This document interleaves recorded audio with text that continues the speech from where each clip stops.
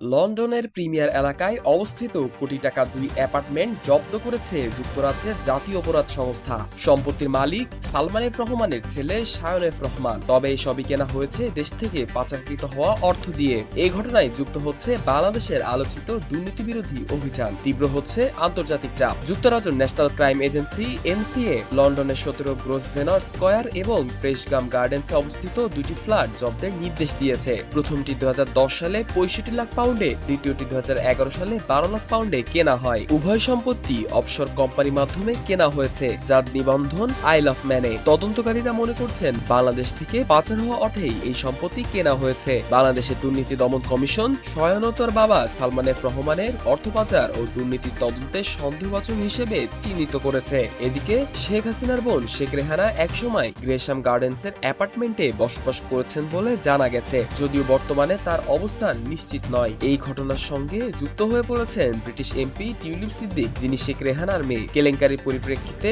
তিনি মন্ত্রিত্ব ছেড়েছেন, তবে কোনো অনিয়ম স্বীকার করেননি। বর্তমান বাংলাদেশে মোহাম্মদ ইউনূসের নেতৃত্বাধীন অন্তর্বর্তী সরকার দুর্নীতি বিরোধী অভিযান জোরদার করেছে। আওয়ামী লীগের কার্যক্রম স্থগিত, বিদেশ পাচার হওয়া সম্পদের তদন্ত এবং যুক্তরাজ্যের বিভিন্ন দেশের সঙ্গে সমন্বয় চলছে।